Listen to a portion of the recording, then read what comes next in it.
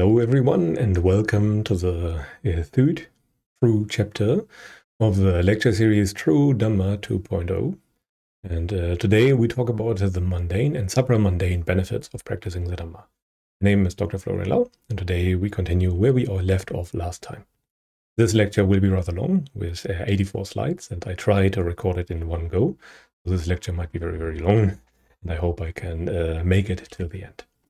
But first, let's start with a short overview of everything that we aim at doing today. I attempt to record this lecture for the second time. I kind of forgot to record the slides as well. Anyway, let us start with the problem that we are facing. Everyone faces a problem of suffering, and we talk about that and try to give you a very good intuition on the topic. Then we have a short story time number 1, where we talk about very early events in the life of the Buddha Gautama. Then we try to analyze why sensuality has to fail, and sensuality is usually our number 1 strategy to deal with suffering and bad feelings that have arisen in our experience. Then we talk about why so few people actually meditate and practice the Dhamma, as opposed to practicing a lifestyle of sensuality as a coping mechanism. Then we talk about lots of the common myths around meditation and the Dhamma practice. And then there's a lot of talk about the potential benefits you can expect when you are actually practicing according to what the Buddha actually taught. Then we have a look at the real priorities of the Buddha as stated in the Pali Canon. Try to understand what really matters in life if you practice on a mundane level and when you practice on a supramundane level. Then we talk a bit about samvega, or try to instill a sense of urgency in you. And then we have a very brief overview about the practice, followed by a short summary of this entire chapter. And then we conclude everything and hopefully are more prepared and ready for the lecture in 2 weeks, where we probably talk about the historic setting or something along those lines. But now we will have 5 minutes of restraint. And this has the purpose of readying your mind, gladdening your mind, so that you can actually understand the Dhamma that is presented here. A mind that is not glad, as in a mind that is not free from the hindrances, free from craving on the surface level, is incapable of understanding the Dhamma. So you have to be very careful. You can sponge up all the knowledge in the lecture and basically understand nothing. You have accumulated lots of views, lots of information in your mind, but you have not truly understood the way out of suffering. This can only work based on a mind that is free from the hindrances. So you really have to cultivate the right kind of calm, the calm that results from wanting nothing, the calm that results from not having to change your situation at all. And this is what we try to achieve, even if it is just for 5 minutes. If you want to do it for longer, go ahead. This will be very beneficial for understanding all the information that is displayed here. But anyway, you can now pause the video, and then you can continue whenever you are ready. Okay, we will now continue. First, let us start with the problem, and I have a short comic strip here, The Reason for Noble Search, and it's called Hydration is Essential, from Little Prime. There's a lot of cravings, lots of needs or perceived needs that we have at all times, and it can seem overwhelming, all those hundreds of things that are competing for our attention. This person here then drinks enough water, and just one of the possibly hundreds, if not thousands, of cravings is satisfied, but there's still a lot more left. So as you can see, the problem of suffering, the problem of craving never really ends. You can think of all your desires as a sorted list of things. There's always one entry at the very top that you are currently striving for. But as soon as you have satisfied that one craving, 99 others are ready to take its place. And you still have one most urgent entry on your list of desires. And this has no end. This is very important to understand. So there is no end to this samsara. There is no end in the conventional way when it comes to suffering. But the Buddha gave us his promise that there is a way out. And I want to start the entire lecture, or the true content of the lecture, with the Four Noble Truths.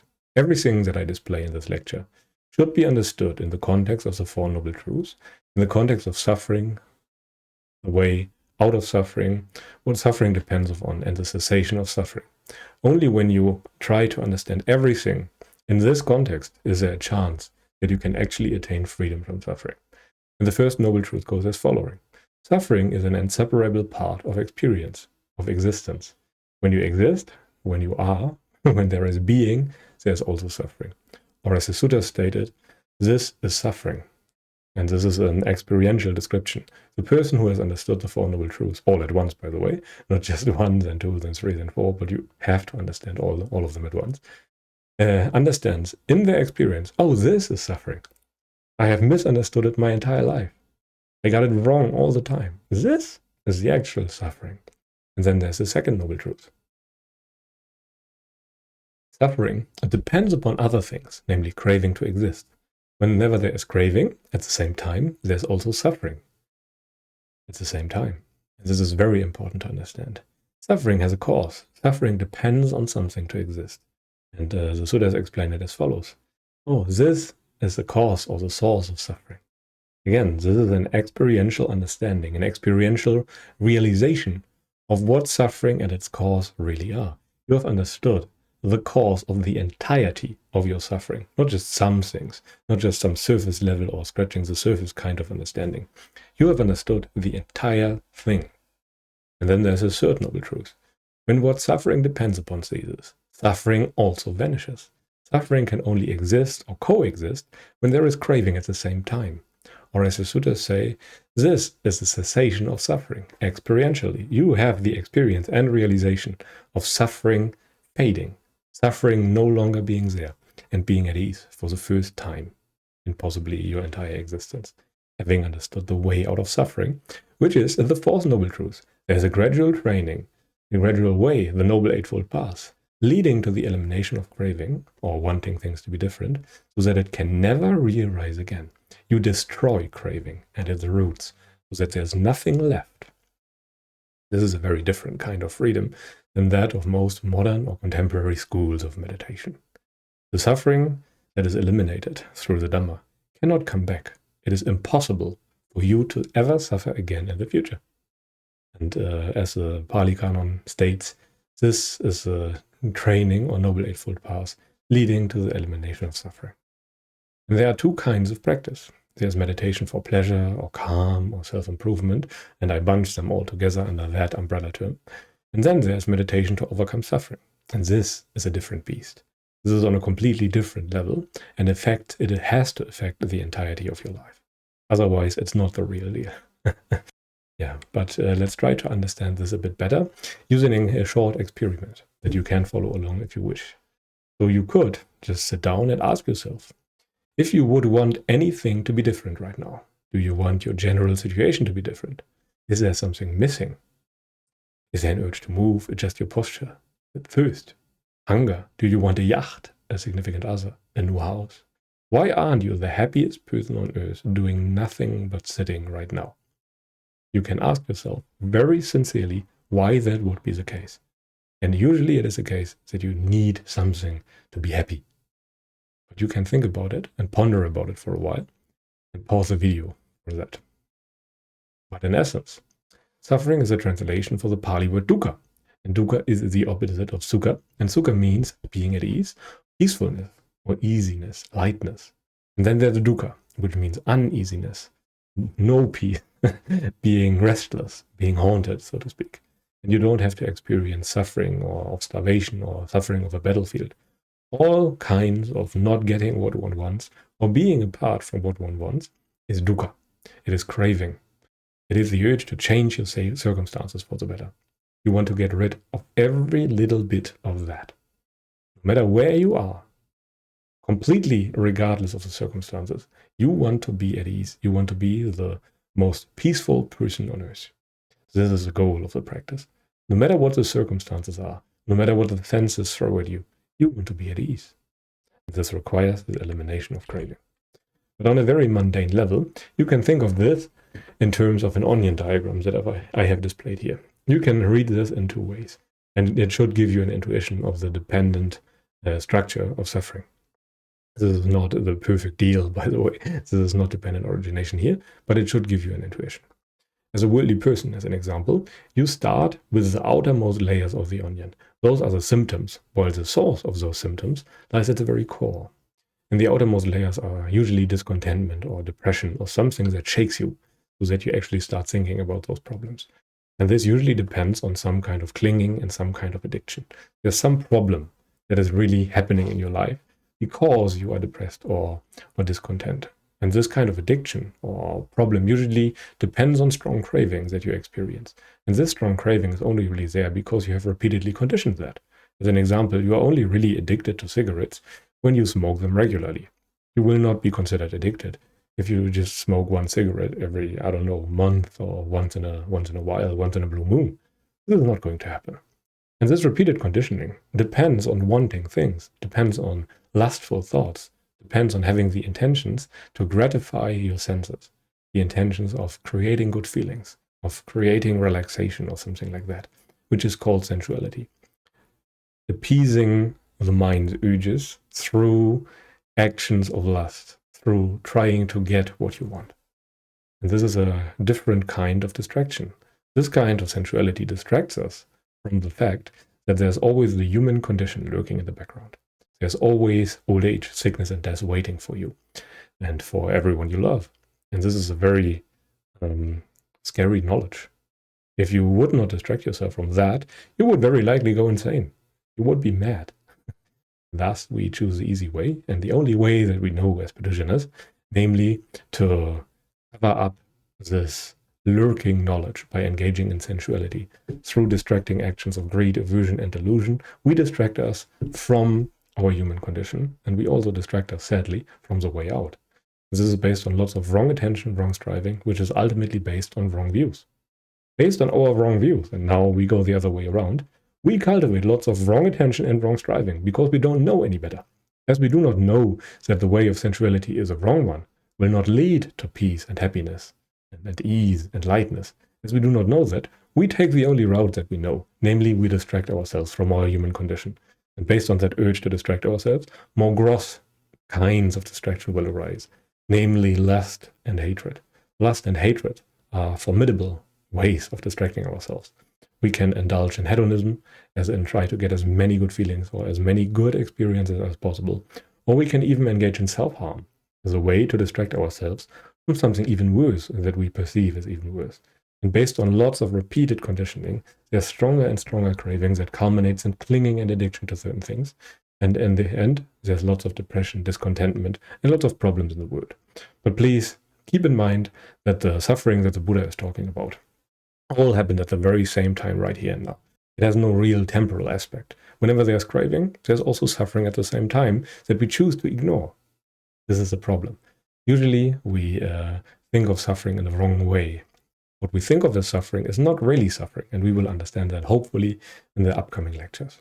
But anyway, I hope you have an intuition of what suffering really is right now, and we can now continue with the Buddha's promise.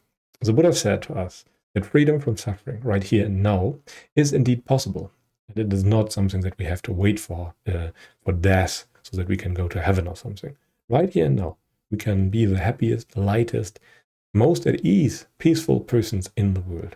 And the awakening that the Buddha is talking about is a direct understanding of the way out of suffering. It is nothing mystical, and it's not too different from knowing how to add numbers. You simply understand the way out of suffering. It's a bit like understanding the way out of prison.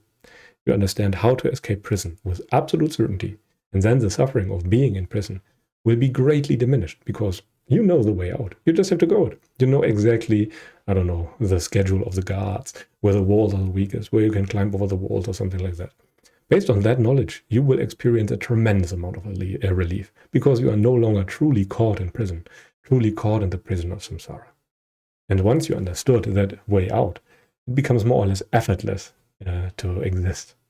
It's much, much easier. You have a taste of true freedom now. And understanding the Four Noble Truths means that you no longer fuel your suffering in the same way as before. In a sense, you have understood that you have been doing your suffering all along, that you have been keeping it on life support through your actions of ignoring the Four Noble Truths. If you would no longer ignore the Four Noble Truths, if you would no longer ignore the Dhamma that is everywhere and ready to be discerned by the wise, then you would be free. But through our actions, we fuel our non-knowledge of the way out. We look in all the wrong places, and as we are always occupied with something else, we cannot direct our mind at where it really matters. A reactive mind, a mind that distracts itself all the time like this, cannot understand the Dhamma, just like it cannot study Maths. Imagine sitting in front of your textbook with lots of mathematics in there, and then you always look somewhere else. You look at the TV, you play video games, you talk with friends, you look at your phone. Can you understand math like that? Absolutely not.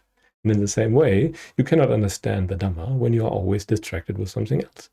Lust is a distraction, greed is a distraction, and ignorance is also a distraction. It is the urge to be occupied with something else that is not the Dhamma at all times. First, we must train ourselves in virtue, or emotional non-reactivity, and then, based on a mind that is not always distracted with something, we can eliminate suffering forever. And this is a very powerful thing. This is a Buddha's promise.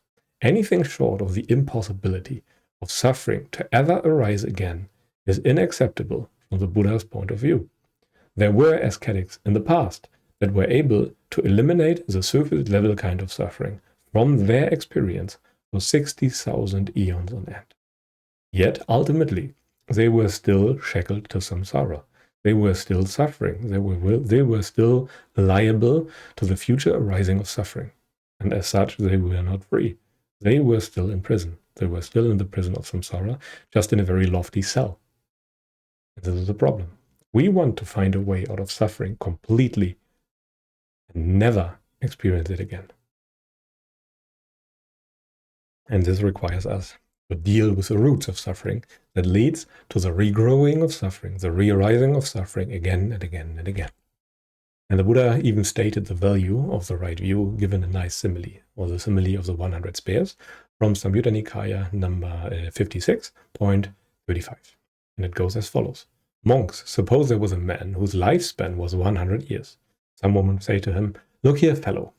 They will stab you at dawn with 100 spears, at noon with 100 spears, and at the evening with 100 spears.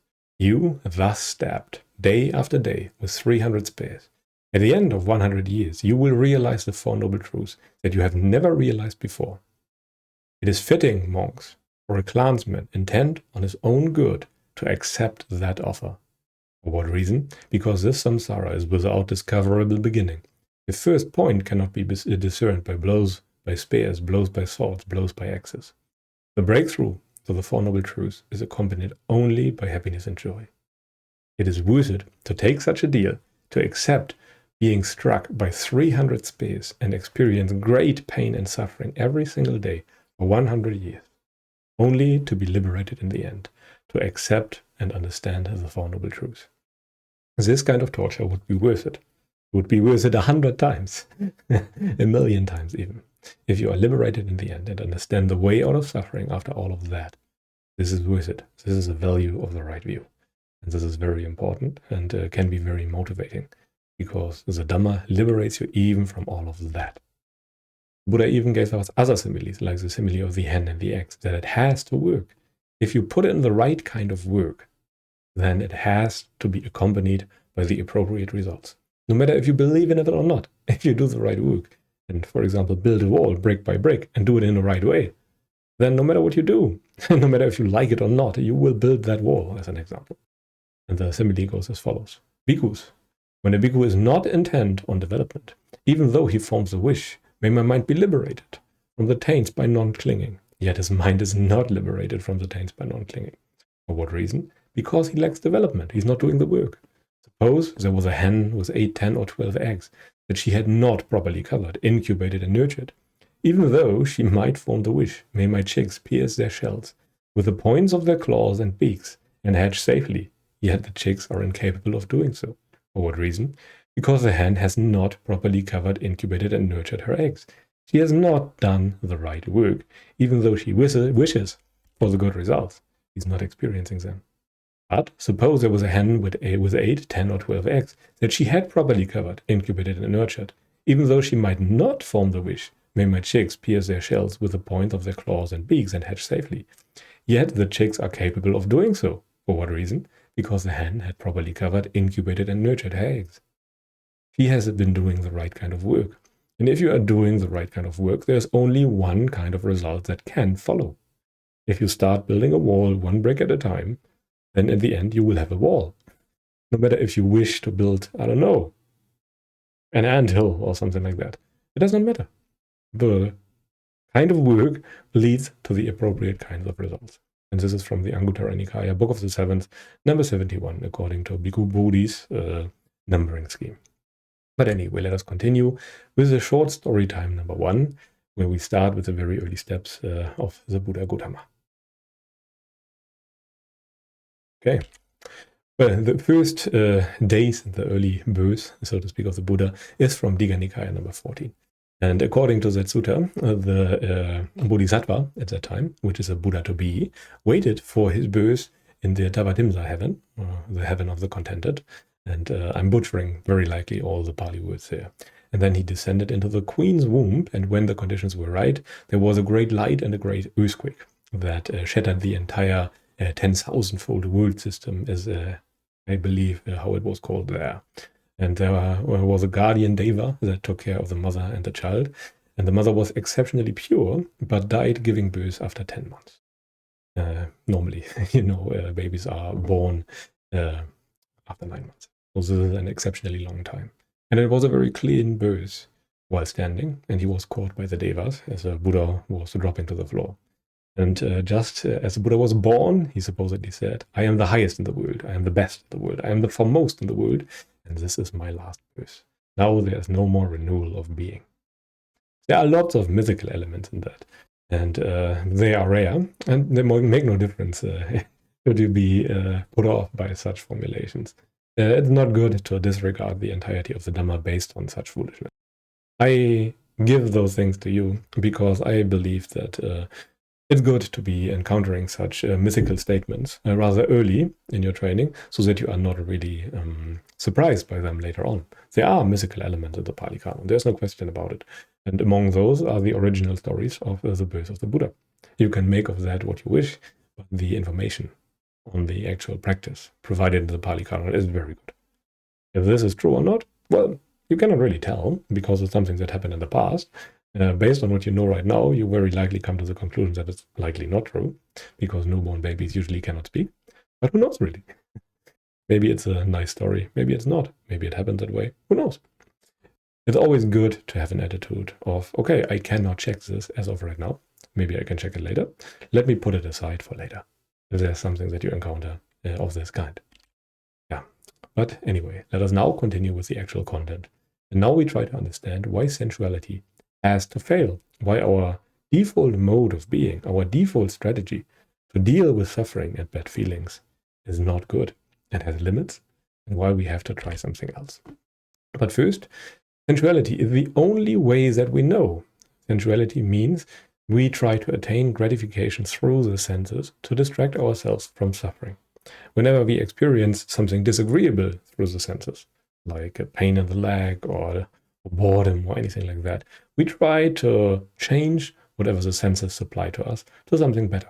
And some obvious examples would be chocolate or drugs, pornography, video games, or something of a very distracting, very good feeling nature.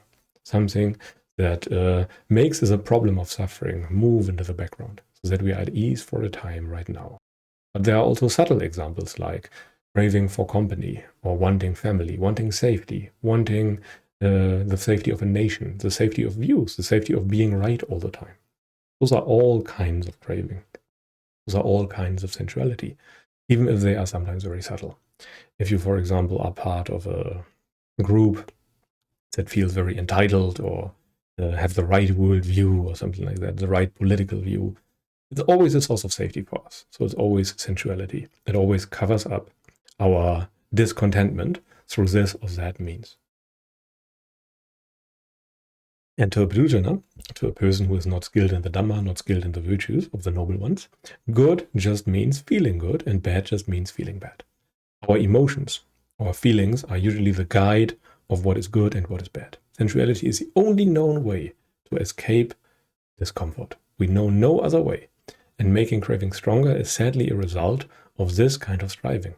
And this results in discomfort and stronger dependence on good feelings. When we feel down, we hide from our feelings through this or that means. Some people even hide from their feelings through self-harm. Others hide from their feelings, from their bad feelings, through drugs. But it always fails. I mean, a drug addict is the most prominent example. Do you really think that the strategy of taking drugs to cover up your bad feelings will work? With this kind of example, everyone knows that it cannot work. But with the more subtle kinds, people are very reluctant to admit that the way is not really working and that there are problems with it. And we can think of this entire problem in terms of an experiment that I like to do all the time. For example, try thinking back 1, 5, 10, or even 20 years, depending on how old you are. At each age, you had a most urgent desire that you wanted to be fulfilled. What was it? Think about it for a while. Most of them you have completely forgotten. They are utterly meaningless to you by now. There's no reason to assume that that trend will ever change. A toy truck, the biggest sandcastle, an expensive car, fame, reputation, a significant other, a house, a yacht. As soon as you have it, there's the next thing. It's a sorted list. As soon as you get the topmost entry, there's still a topmost entry that you want all the time. Any immediate desire is immediately replaced by the next one. The process never stops.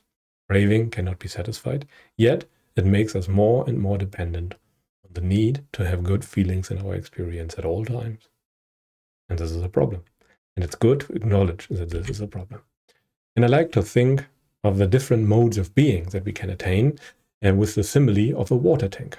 This tank that is to a degree empty is our normal mode of being. We fill this tank up through work and all the kinds of delay of instant gratification, so that we are not driven by our emotions at all times. There's a bit of potential peace at the top that we could attain through working and in delay of gratification and training ourselves in non-craving. And then there is whatever peace remains that we have not given up yet through our desires, through our diversion, through our lust, through our distraction. But the more we don't do the work, the less we fill this tank, the less remaining peace there will be. But there are other modes of being.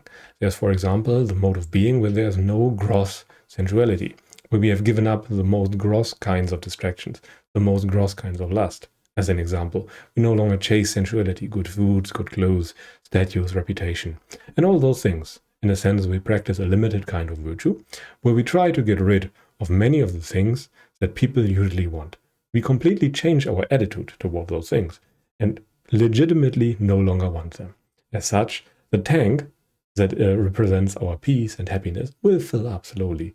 There's much less potential peace to be attained and much more remaining peace. But you can go a step further. You can practice virtue rightly on all levels. You perfect yourself in virtue, and as a result, this tank will be completely full after a while. There will be no cravings on any level left. But there are still the roots of desire, the roots of aversion, and the roots of ignorance. And as such, you will start actively poking holes into this tank again, and you will leave the state of samadhi.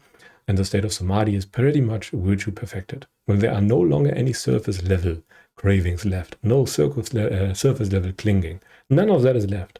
There's no sensuality, and as such, you will experience something that is very close to the real liberation of mind, but it's not quite it. Why? Because all those things can come back. So you are still ultimately bound by the very same thing, even though what you experience would feel like the complete liberation of mind. It's just that after 60,000 eons on end, all the suffering will come back. To people who do not believe in rebirth, this kind of liberation, even though it's very temporary, will feel like the real deal, and they still fall short of the Dhamma. There's more to be attained. For example, the Dhamma. Nibbana. There's no coming back to any state of being. You have eliminated the roots and all the surface level defilements.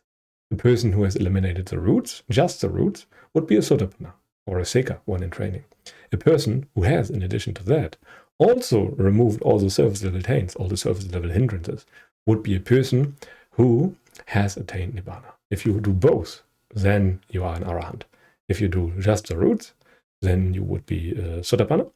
If you just do the surface level defilements, you would be, by all modern standards, be a saint or a holy person, so to speak, but you will fall down again from your lofty state of being, and as such, you are still just as good as a person who has attained nothing. But anyway, sensuality is a trap, and from a high perspective, we can see that. As an example, our human perspective is quite high, and you could, for example, look at this comic strip. Why would a fly ever land on something like that obvious, like a fly trap? More mouses should be ashamed by getting caught off guard by something as obvious as that. Come on, bears. How can you possibly let yourself get stuck in this? And then there we are, getting stuck on a PC, getting stuck at having access to pleasure at the click of a button. This is sensuality. Sensuality acts as something good, acts as a solution to our problems, acts like it is working, but hidden. There are all the drawbacks of sensuality. And this is very problematic because, as the Buddha explained, craving is like an intimate friend who has been set up to kill you, murder you, your entire life. You just never noticed. They act completely innocent. They act like your best friend. And when the time is right, they will fall into your back. They will murder you. This is the nature of craving. This is the nature of sensuality. And sensuality truly is the mother of all addictions. An addiction overall would be the helpless dependency, an uncontrollable wanting of a substance or an experience. And addictions can be generalized. All addictions enter through the senses. All addictions have an object that you want. You want chocolate, you want TV, you want series, you want pornography, you want sexuality, you want drugs. You want all those things. And all those things have in common that they enter through the senses. In reality, you are addicted to certain images for the eye, certain smells, certain sounds, certain touches, certain views, certain thoughts. Those are the things that we're truly addicted for. And sensuality is the addiction to pleasant sense contacts that are accompanied by pleasant feelings. It is the most general kind of all addictions. If you overcome sensuality as a whole, then you overcome all addictions, all possible addictions at once. And sensuality is truly an all or nothing. If you value something, right now, for example, if you sit down and still value something, then your situation could be better. But if you would not value that something, then your situation would be perfect already. This is the problem. If you value something, then everything else is worse. Every situation where we don't have what we value is worse than what we have right now. All feelings are bad. All feelings are bad overall. This is something that we understand when we understand the Dhamma. Good feelings are bad when they stop. Bad feelings are bad when they are there. And neutral feelings are bad when they are not known. It's built into those feelings. It's built into our attitude. It's built into our non-understanding of the entire process. As our vantage point, our perspective is not high enough. We don't see that. We might understand that a mousetrap is not worth it and that we will meet with calamity and disaster. But we don't understand that the same is true for our sensual engagement. That we will be prey to Mara, the evil one, so to speak, who can do with us whatever he wishes once he has us trapped. Once we are addicted, we will dance for him, pretty much. And this is a state that we have to avoid at all costs. And we have to unaddict ourselves from sensuality through the gradual training. And you can, again, illustrate the entire process using these kinds of diagrams. There's, for example, the amount of gratification that we experience when indulging heavily. As an example, we can give in to our cravings at all times. If we want sweets, we go for sweets and experience a tiny bit of peace. But as soon as the sweets are gone, the gratification is gone again. And there's lots of craving again, because it has to. We are very dependent now on wanting good feelings, and we know only one way to deal with that. Now we take drugs. Some peace, finally. But it will be gone in no time, and then we are worse off than before. We have to watch some series, because the prior strategy is no longer working.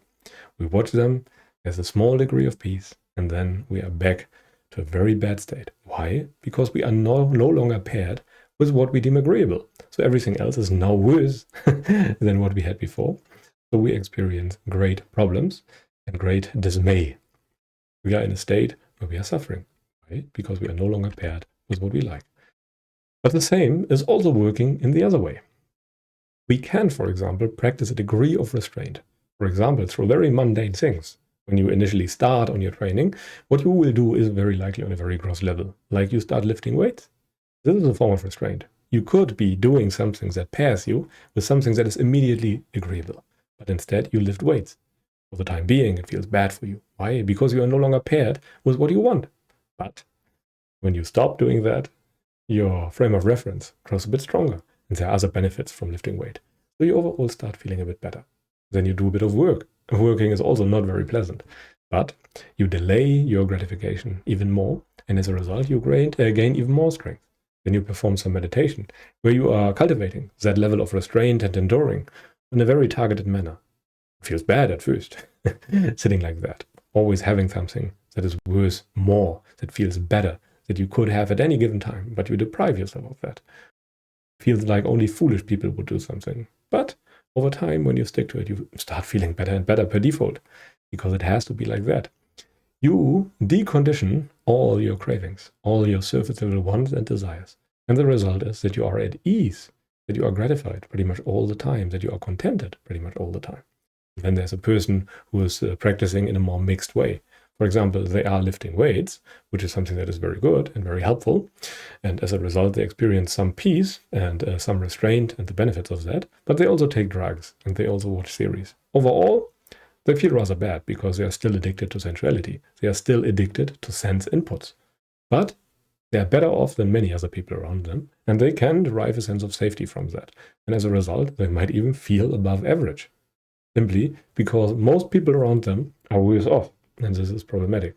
They are still addicted to sensuality, but if the direction is right, as in they start moving more weights or lifting more and taking less drugs over time, then the general direction is a good one, and they might even moving from darkness to light, as the Buddha would have said.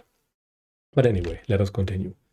Given all of that, given that there's a great degree of peace to be attained, given that there's lots of benefits that you could have, why are so few people meditating?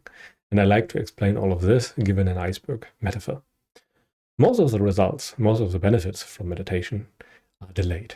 This is why the Buddha explained patience as one of the highest virtues in meditation, in the Dhamma practice. The surface level always seems like meditation is something that is time-consuming, it's esoteric, hard to understand, difficult, it's boring, it's a religion, it has a touch of woo-woo kinds of practices, and even worse, it deprives you of everything that you deem agreeable. All those things, I mean, in the beginning, you are always pretty much by default addicted to sensuality. So the meditative practice will deprive you of everything that you deem agreeable. And this is what you see on the surface. And this is obviously not something that most people are willing to commit to. Yet, if you start practicing meditation, if you start practicing the lifestyle of renunciation, and start getting rid of all those needs, desires, and addictions on all levels, you will notice that you start sleeping better, that you are more relaxed and calm at all times, that it's not so bad, that your mind is more clear, your attention is better, you have lower stress levels, and there's not so much remorse anymore in your life. Your overall mood is rather neutral and good at times. Sometimes you even cry from joy out of nowhere. There's rapture, contentment, and very few problems in your life, because most problems are just mind-made. You have a sharp mind, there's bliss, you even very likely develop a higher IQ. You are much more mindful of the danger, for example, of falling back to lower states. Your mind even might be unified in samadhi. There's lots of vigor, happiness, bliss, jhana, equanimity. And in the end, you might even be liberated from suffering. But this is very deep down the iceberg, and it usually takes many years of cultivation for most people. And in the beginning, it usually requires something akin to a divine messenger event, where we experience great suffering that shows us that sensuality is not working in those extreme cases, and that we need a different strategy, which is very important. So we have to go against the stream. We overcome sensuality by going against the stream. This requires a change in attitude, a change in values. We must see that whatever we do most of the time is not worth it. Normally, we are biologically programmed, so to speak, to crave sensuality. It's the only known way. It's the only thing that we have ever been taught. And as such, renunciation, going against that biological programming, is always very uncomfortable initially.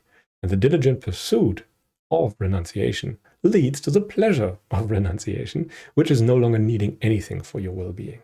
Craving is pain, and renunciation removes that pain. Whenever you deny yourself an immediate craving of yours, let's say you pause before going for your chocolate or for your series for 3 seconds, 3 minutes or something like that, and allow yourself to feel how it is to want that chocolate or to want that series, then you will know and see how craving is painful. It is just that we never really do that. We always immediately give in to our desires, and as such, we always make that pain go away, and we do not even notice that craving is painful. Most people, in fact, celebrate their cravings and think of them as something good, even though it's clearly painful. Yet, renunciation removes that pain, and it requires many great character traits that everyone can cultivate. But few people feel like they are up to the task. And it usually requires a traumatic event that I named the divine messenger, according to the suttas. If you have that, and have all those great qualities and character traits, you can go against the grain. You can swim against the stream. and actually make an end to suffering. Yeah, as you can see, it's very difficult. And there are lots of common myths surrounding meditation that many people hold, which makes it very difficult for them to actually practice this kind of practice of renunciation. To them, it's usually a practice that happens solely on the meditation cushion. To them, or to some people, it's even worse. They think that meditation is completely useless. Nothing good can come from doing nothing. You are wasting your time on the meditation cushion, is something people say. Yet, if you think about it, it's actually quite a virtue to meditate. The ability to do nothing at all and be at ease is obviously something that is worth having. It's much superior to a person that always needs something so they are at ease. Some say meditation is not for me without trying. Others say meditation is just too passive. In reality, you are very active when you're sitting, even when you're sitting with eyes closed and doing just contemporary styles of meditation. It's still quite active. Others say it's too hard, I cannot sit all day. Well, the good news is you don't have to sit all day. You have to practice in all postures anyway. Most people should invest much more effort to the postures that are not the sitting posture. They should meditate while lying, while standing, while walking, and while sitting, and not just while sitting with closed eyes. Others think that meditation is selfish, that it is just self-improvement. Well, it does improve your own experience, but it also improves everything else, as we will soon see. They say that everything is a desire, and as such, it cannot work, because desiring the end of desire is still a desire. Yeah, but it's still working. You can't let go of that desire last. It's too religious. Nirvana is unattainable. They don't have enough time. It promotes inactivity or passivity, or that it's a pessimistic religion. It's not a pessimistic religion. It literally offers you a way out of suffering. What is pessimistic about that? A way that works for all eternity, that completely gets rid of every bit of suffering and makes it impossible for you to ever suffer again, even if you wanted to. That is something very powerful and not pessimistic at all. But as you can see, there are lots of bad biases, but there are also some exaggerations or some wrong interpretations about the practice. Some people say that mindfulness gets you high on life, or that there's something that like mindful indulgence, mindful drug taking, mindful sexuality. That's not the case. Those people are practicing something that is totally not what the Buddha was teaching. Mindfulness just means remembering, as we see. And remembering the danger of sensuality will lead to you no longer engaging in sensuality the same way as before. It has no other destination. Others say that all thoughts are suffering and that meditation removes thoughts. Well, no. Meditation removes, if you do it rightly, the suffering from thinking. Not all thinking is suffering. Thinking that is connected with craving and clinging, that is suffering. And there is a crucial difference. Others say that meditation is the one cure for everything, like it will create the world peace or something. This is not going to work. The only thing that meditation does, if you do it rightly, is purify your own experience, your own 5 aggregates from suffering. And as a byproduct, people will also benefit all around you. It's not about mythical experience that are given to you. It's an understanding that you cultivate through your own effort and your own work. It's not a magical experience that happens to you in meditation. It's an understanding that you cultivate, how you can escape suffering once and for all. It's not that your consciousness goes to other dimensions. It's not that time, space, self, and all those things are illusions or something like that. All of this is wrong. Those things can happen, and there is a grain of truth to many of those things. But this is not the point of the teaching of the Buddha. The point of the teaching of the Buddha is to eliminate suffering. And the focus should be on that.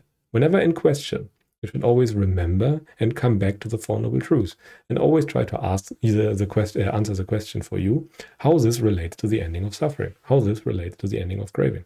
And if you cannot find a very satisfying answer, how this practice is liberating you from suffering here and now, then it's very likely a wrong practice.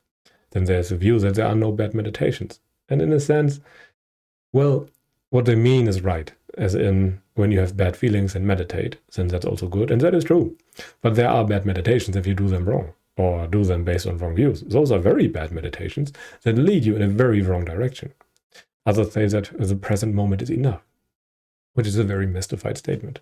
Again, there's a grain of truth to that. If you truly are in the present moment, because craving is gone, then you are always in the present moment, then that is true, but it is not true for most people. And if you try to cultivate this presentness in isolation, you will end up with nothing but frustration. because it has to be the result of the entirety of the Noble Eightfold Path, of the entirety of the gradual training. It has to be the result of non-craving than you are in the present moment. And cultivating meditation works completely different than cultivating any other skill, is also a very common myth. Cultivating meditation or cultivating renunciation works in the very same way as cultivating any other kind of habit or skill. You do it through repetition over and over again until the mind willingly accepts that this is a new normal and the new state of being. Yet there are other myths that it is too simple. How could something simple as mindfulness of breathing ever lead to liberation? Humans usually have a complexity bias that only things that are very complex and difficult can work. Yet things can be difficult, can be simple, but very hard to do. They can be stated in very simple rules, but it's still very, very hard to implement. Others say that it's too indirect seeming or too vague to work. They are not willing to apply the patience that is necessary. And yeah, this might be true for some people, but this does not invalidate the meditation practice. It just means that you are too impatient to actually practice what the Buddha has been teaching. You have to do something that you do not understand for a very long time, and this can only really work based on faith. There are simple things that we totally don't understand, at least not on the right level, not on the level of experience, not on the level of gut feeling. Sometimes the complexity is hidden. Sometimes the words that we use have a very different meaning to us as compared to the Buddha. And the true difficulty of the meditation practice has to be revealed layer by layer. We have to include more and more things into what craving actually is. Usually we are just scratching the surface with our understanding of craving. We just understand the very surface level cravings and not even, seeing the great ball of earth worth of craving that the Buddha was talking about when he was speaking about the Four Noble Truths. Usually when people think that they understood that craving is suffering, they are just scratching the dirt on the surface of this great ball of earth worth of suffering. So you have to align your understanding of the word craving and suffering with what the Buddha was actually meaning. So if you think you understood suffering, but are not free from suffering, then you have not understood it. And you can always just test it. Go to the forest, sit below a tree, and if you cannot peacefully die there and sit there for 7 days, then something is wrong and something is overlooked. Then you are truly not in Arahant. Or at least you are not immersed in Samadhi. Yeah. But in the end, there are lots of benefits of meditation too, that I also want to talk about. First, on a very mundane level. This is not the goal of the practice, by the way, but it's a byproduct. If you practice the true kinds of meditation according to the suttas, but even if you just practice the contemporary styles of meditation, you will still experience some of those benefits. You are less distracted and more able to commit to tasks with more free mental capacity because you are less indistractable. You move out of your own way in a sense. Your biases are more persistent and consistent. You are doing less self-cheating, are better with criticism, and there are lots of good qualities. And the Buddha called his practice the taming of the mind. The mind starts to obeying to you better, and there is no situation where that is non-beneficial. In a sense, you learn how to no longer be a slave to all your impulses and urges, and as a result, you can actually make choices that are good for you in the long term and in the short term, and no longer only do choices that feel good in the short term but are very bad for you in the long term. And this is very liberating. In a sense, you gain a degree of control, even though ultimate control is not really possible. And then you are also much more happy. You gain the ability to stop suffering, even though that is just the understanding of virtue. If you have understood that, namely how to decondition cravings, that's already a major step in the right direction. There are fewer negative feelings arising. You will be content with little. There are more and more situations where you feel at ease if you practice rightly. And this is independent of all circumstances. You make more and more possible experiences, part of the experiences that are completely at ease, where you are completely at ease with. And the new default state of mind will be a calm one.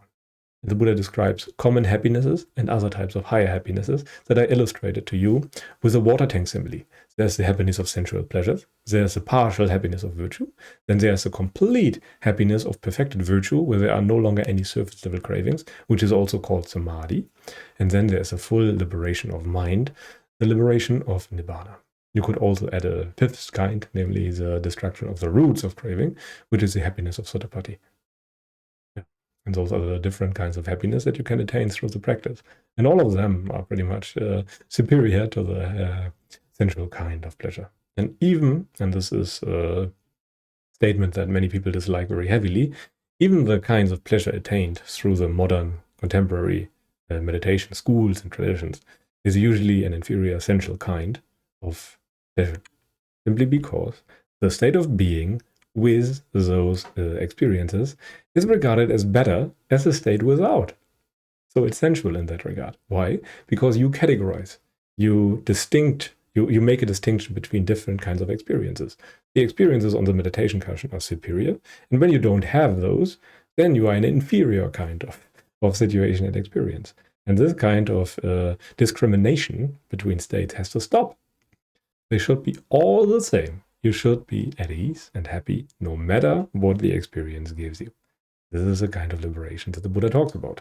And this is even the kind of temporary liberation that virtue perfected aims at. Namely, when you are in a state of samadhi, even without having understood the right view of the Dhamma or anything, then you still attain that quasi-permanent liberation for 60,000 eons on end.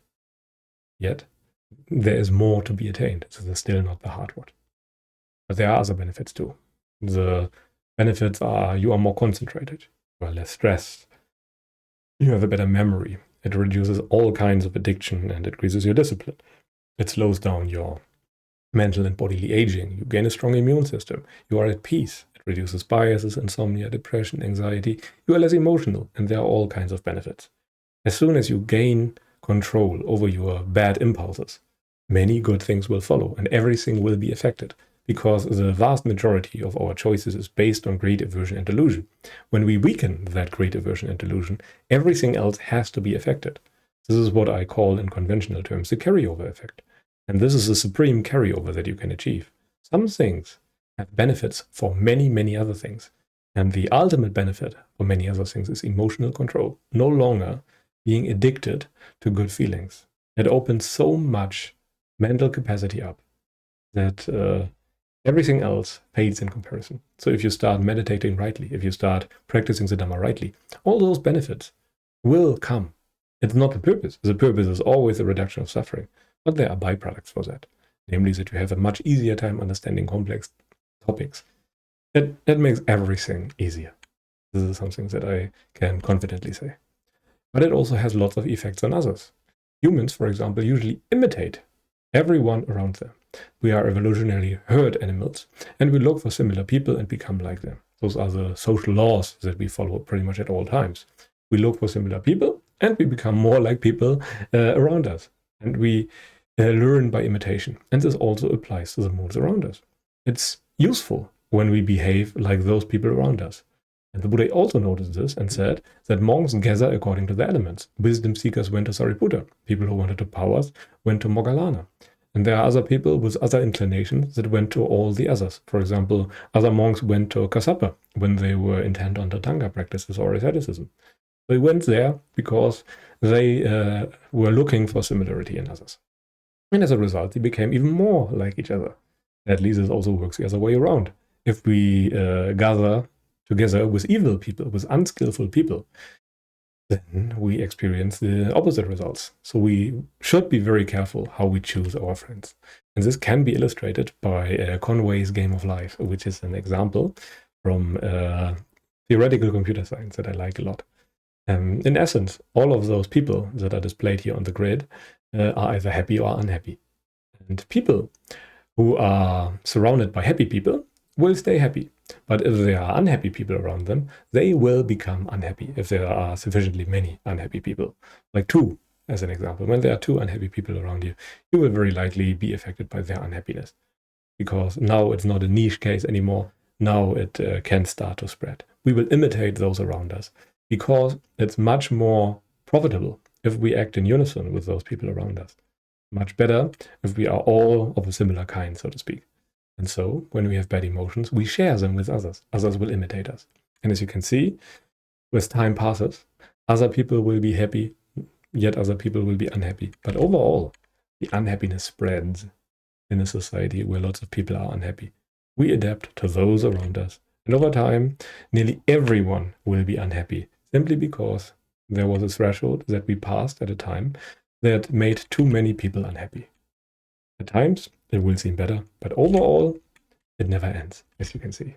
But what if we would fare less craving and less suffering, and we would train ourselves to be apart from that, then at least some people from this grid here would always be happy. And this would lead to a much healthier, much better state of mind. So if there are very few unhappy people, the happiness will slowly die out, and only the happy people will remain. Obviously, this is not the case.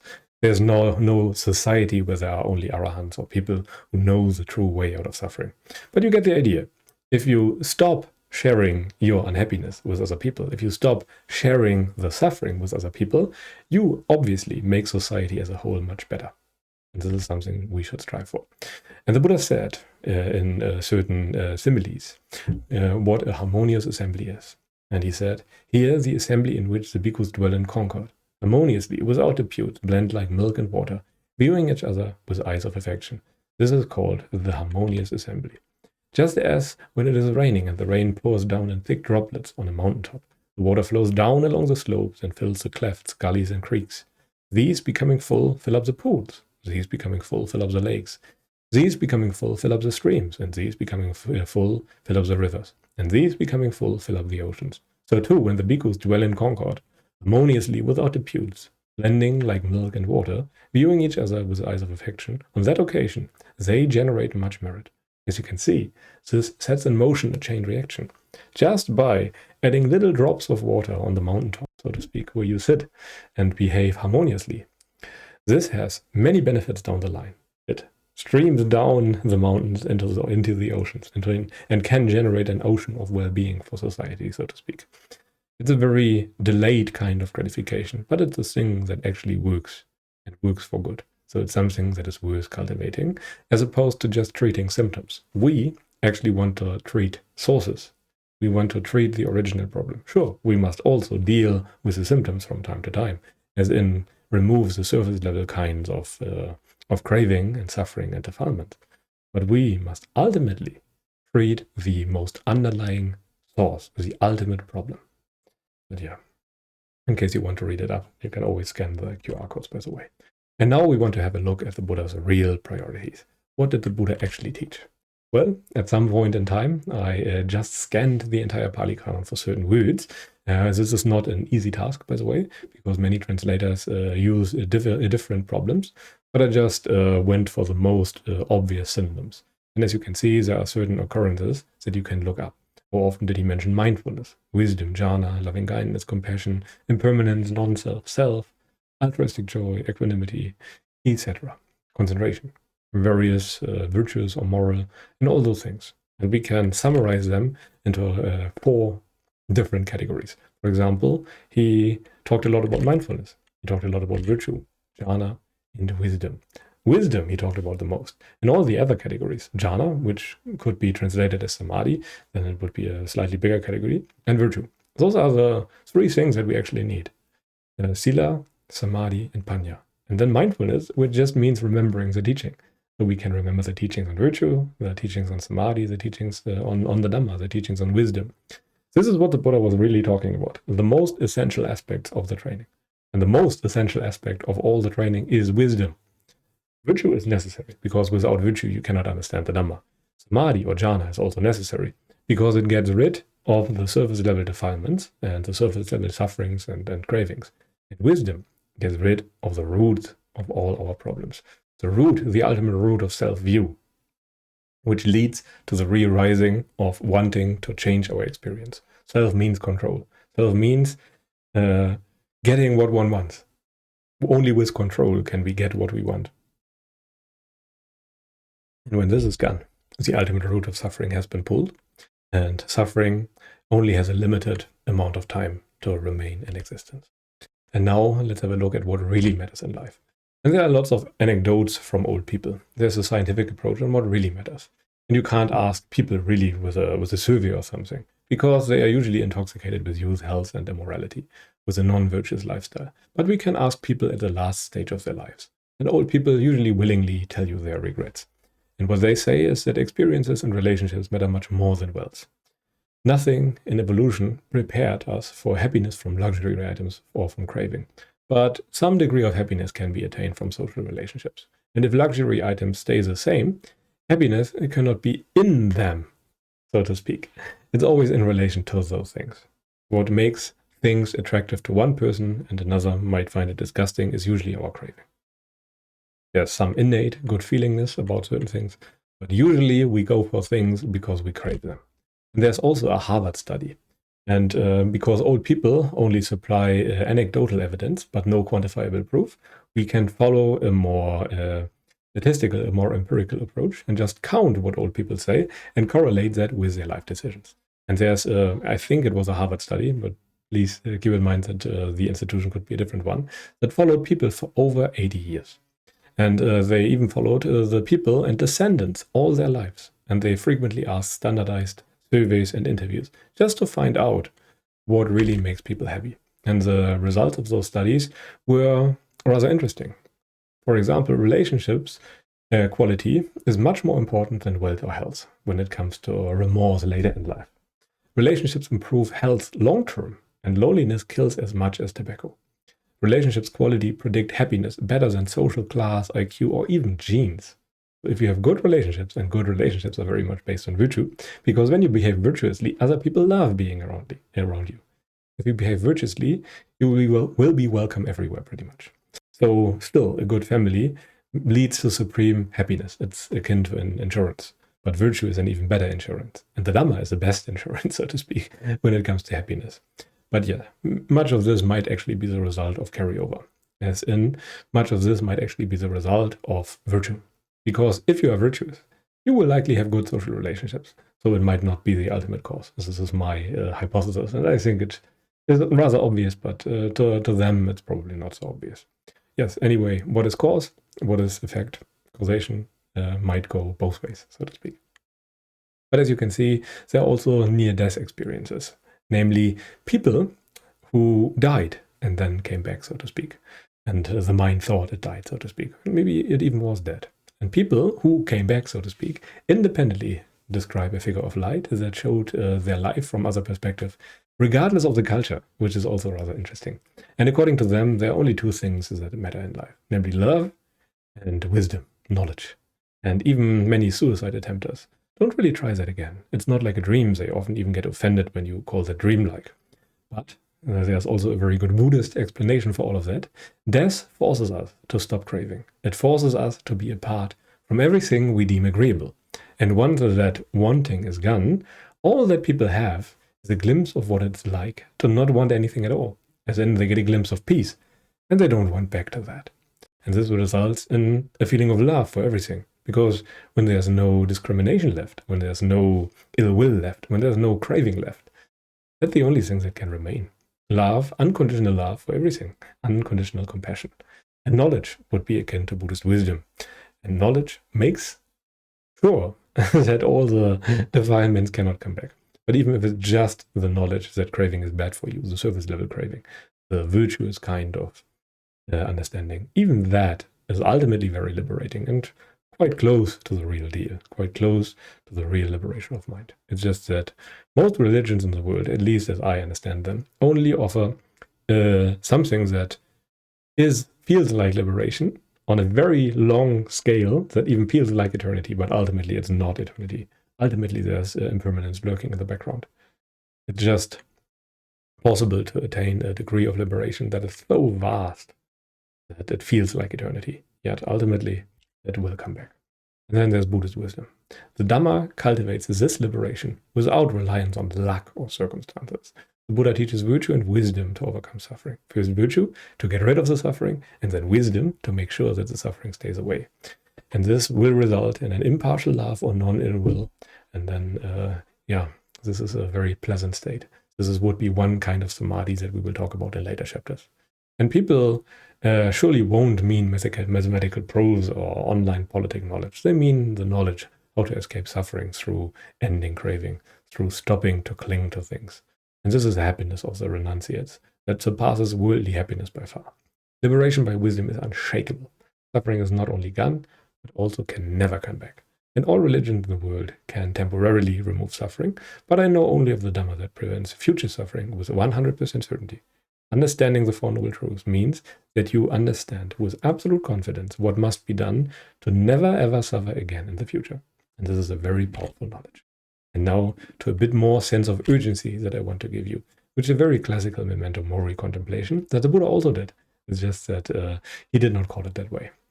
Memento mori means remember your mortality. And this means remembering that which we try to ignore pretty much all the time. And this helps us focus on what really matters.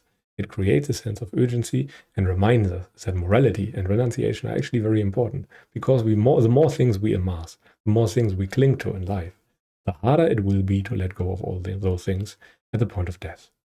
And thus the Buddha recommended to recollect one's own death daily, that we are subject to old age, sickness, death, that we will grow apart from everything that seems dear to us.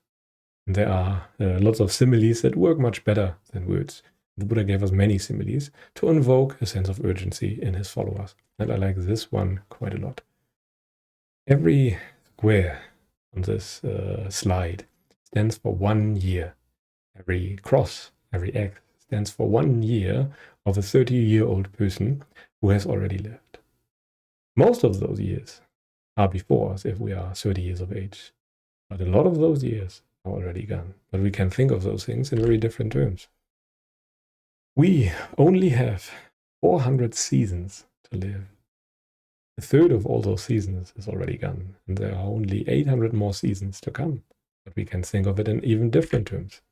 There are only 1,200 months that we live. 400 of those months are already past. There are only 800 months that we have yet to go. You can think of it in terms of weeks. There are only 4,800 weeks that we live overall, and a good number of those are already past. And this hit me hard when I first read that. But we only have 36,000 days and nights. And a lot of those days and nights are already gone. And the things that hit the hardest are the number of meals. We only have 72,000 meals that we eat in an entire life. And many of those meals are already gone. And this really invoked a sense of urgency in me, because this is not a lot. We likely only have something like 40,000 meals left, because the meals in the beginning you cannot really count. Many of those were just mother's milk or something like that, or fruit, goo or something. Anyway, I hope that you are also motivated by these kinds of similes. Let us now have a final look at the practice in brief before we start with the next week's lecture on culture.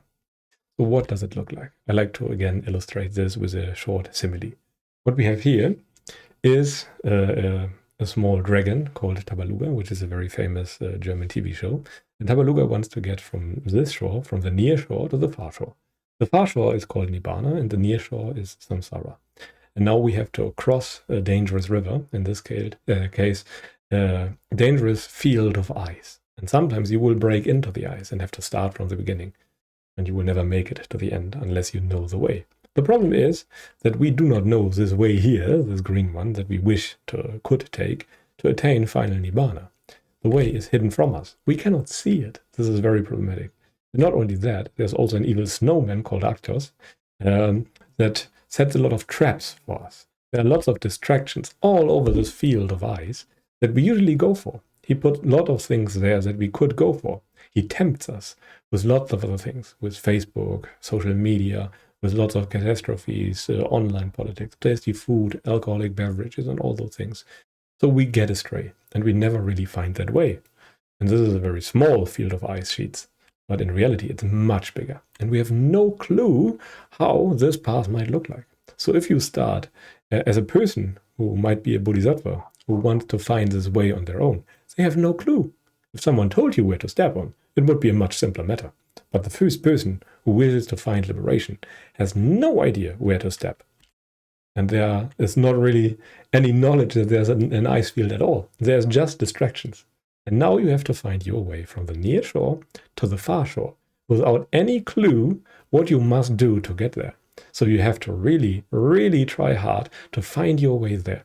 And it's it's the biggest miracle in the world that any one person could have found the way, discovered the ancient, noble eightfold path that leads from this shore to the far shore. This is a true miracle. But anyway, let us now come to the summary of the most important points of this lecture. First of all, suffering affects everyone at pretty much all times, but we choose to cover it up by sensuality. Sensuality just means that we give in to actions of greed, aversion, and delusion to distract ourselves from our human condition. Yet, sensuality is doomed to fail and only makes the problem worse by making craving, clinging, and all those problems even worse. We keep ourselves in a maimed and injured condition actively. We actively keep ourselves in a bad spot because we choose to ignore the real problem.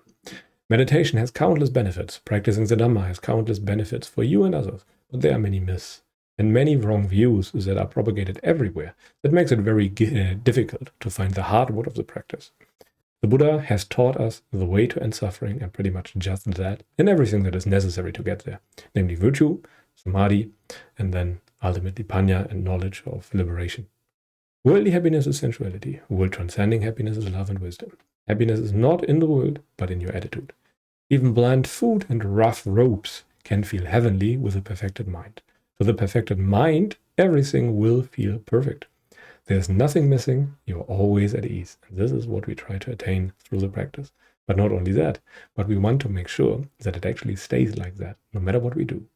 And Dhamma means preparation for the worst.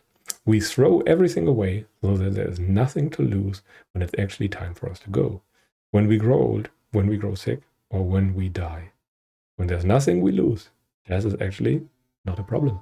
Then we would be at ease even when we die. And this is a very powerful thing. And now there are different kinds of meditation that people can do if they are still very addicted or still very convinced that the conventional meditation methods are actually beneficial. And I offer certain kinds of meditation here that you can do and follow along that should wean you off the more cushion-bound style of meditation. This style of metta is based on what Ayya Khema did to her students, and it actually can be very beneficial, as it is also a kind of restraint. As in, normally we ignore certain kinds of people from our experience, people that we do not like, people that are neutral, people that are hostile towards us. And by no longer ignoring those and actively thinking about them, we pair us with the disagreeable, and as such, we allow ourselves to suffer. And when we allow ourselves to suffer, we can actually work with it, understand it, and ultimately find a way around it. But this should never be a method that you use to generate good and warm feelings or fuzzy feelings for others. This can be beneficial, but it very much depends on your attitude. Usually, I don't recommend those meditation methods for very long. If you do them, consider them as a transitionary tool to a more sutta-based style of meditation, and don't overdo them. This is not something that you should do all the time. It's just for a short transitionary period. And this is pretty much true for all the meditations that I offer here. It's just a tool to transition. So please keep that in mind. But based on that, they can be very useful. But anyway, if there are any questions, please put them down in the comments below, and I will try to answer them with Saif. This time around, we can answer those questions more or less live, as we don't have to wait until the lecture ends, because we do the Q&A videos pretty much at the same time as we have the every other Sunday to answer questions. Well, when we have time to record.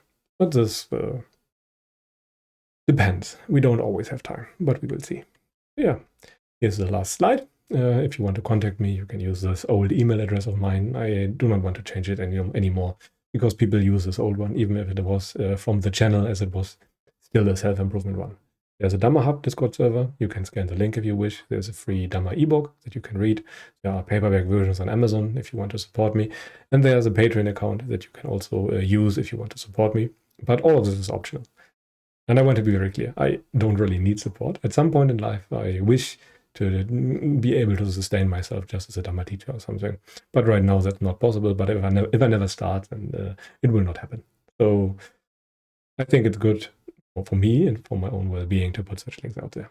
But if you don't have money, by all means, don't share with me. Rather give it to some monasteries. But anyway, this should be enough for today. Thank you very much for listening. I hope you enjoyed the lecture thus far. If you have any questions, put them down below. But anyway, yeah, goodbye, and maybe until next time.